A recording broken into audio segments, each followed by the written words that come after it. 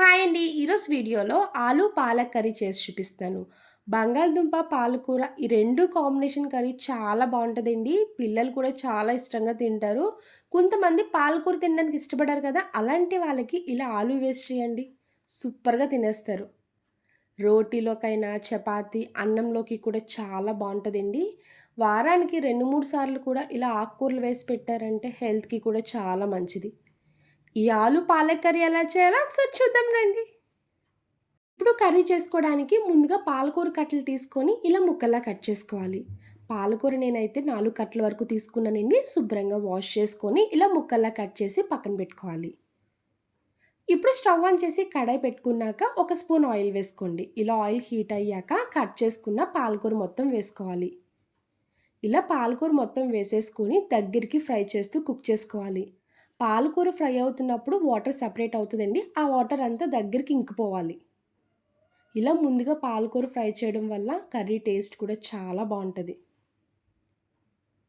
చూడండి పాలకూర ఈ విధంగా ఫ్రై చేసుకోవాలి. ఇలా ఫ్రై చేసుకున్న పాలకూరని ఒక ప్లేట్‌లోకి సెపరేట్ చేసుకోండి. అదే కడాయిలో ఇంకొక స్పూన్ ఆయిల్ వేసుకోవాలి.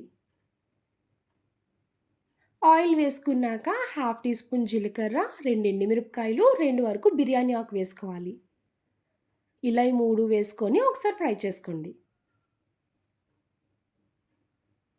ఇప్పుడు ఉల్లిపాయ, పచ్చిమిర్చి వేసుకొని ఫ్రై చేసుకోవాలి. 3 ఉల్లిపాయలు, 4 వరకు పచ్చిమిర్చి వేసుకోండి. ఉల్లిపాయ, పచ్చిమిర్చి వేసుకున్నాక లైట్ గోల్డెన్ కలర్ వచ్చే వరకు ఫ్రై చేసుకోవాలి. చూడండి ఉల్లిపాయలు ఈ విధంగా ఫ్రై చేసుకున్నాం కదా! ఇప్పుడు ఇందులో ఒక స్పూన్ అల్లం వెల్లుల్లి పేస్ట్ వేసుకోవాలి. అల్లం వెల్లుల్లి పేస్ట్ వేసుకున్నాక పచ్చివాసన పోయే వరకు ఫ్రై చేసుకోండి. ఇప్పుడు ఇందులో బంగాళదుంపలు వేసుకోవాలి. నేను ఉల్లిపాయలు ఎన్ని వేసుకున్నానో బంగాళదుంపలు కూడా అన్నే వేసుకున్నానండి. 3 వరకు మీడియం సైజ్ బంగాళదుంపలు తీసుకొని పైన పొట్టు చెక్కేసి ఇలా ముక్కల్లా కట్ చేసుకోవాలి. మరీ చిన్న ముక్కల కింద కాకుండా ఇలా మీడియం సైజ్ ముక్కల్లా వేసుకోండి. బంగాళదుంపలు వేసుకున్నాక ఈ బంగాళదుంపలు ఒక 50% ఫ్రై అయ్యే వరకు కుక్ చేసుకోవాలి. బంగాళదుంప ఇలా ఫ్రై చేస్తున్నప్పుడే చిటికెడు పసుపు, మీ టేస్ట్‌కి తగ్గ సాల్ట్ వేసుకోండి. 1.5 స్పూన్ వరకు కారం వేసుకోవాలి. హాఫ్ టీ స్పూన్ వేయించిన ధనియాల పొడి వేసుకోండి. పసుపు, ఉప్పు, కారం, ధనియాల పొడి వేసుకున్నాక ఒకసారి కలుపుకుంటూ ఫ్రై చేసుకోవాలి. ఇలా బంగాళదుంపలు ఫ్రై చేసుకున్నాక ఇప్పుడు ఇందులో వాటర్ వేసుకోవాలి. వాటర్ వేసుకున్నప్పుడు ఎక్కువ వేసుకోకండి. చిన్న టీ గ్లాస్‌తో వేసుకోండి. ముందుగానే ఆల్రెడీ బంగాళదుంపలు ఒక 50% ఫ్రై చేసేసుకున్నాం కదా! ఇంకో 50% కుక్ అవ్వాలి కాబట్టి కొంచెమే వేసుకోవాలి వాటర్. ఇలా వాటర్ వేసుకొని ఒకసారి కలుపుకున్నాక లాస్ట్‌లో half teaspoon garam masala powder వేసుకోండి. లాస్ట్‌లో ఇంక ఇలా కర్రీ ఉడుకుతున్నప్పుడు ముందుగా ఫ్రై చేసుకున్న పాలకూర వేసుకోండి. ముందుగానే పాలకూర ఫ్రై చేసుకున్నాం కదండీ! ఎక్కువ సేపయితే కుక్ చేసుకోనవసరం లేదు. ఇలా పాలకూర వేసుకున్నాక ఆయిల్ సెపరేట్ అయ్యే వరకు ఇంకొక 2 నిమిషాలు కుక్ చేసుకుంటే కర్రీ రెడీ అయిపోద్ది.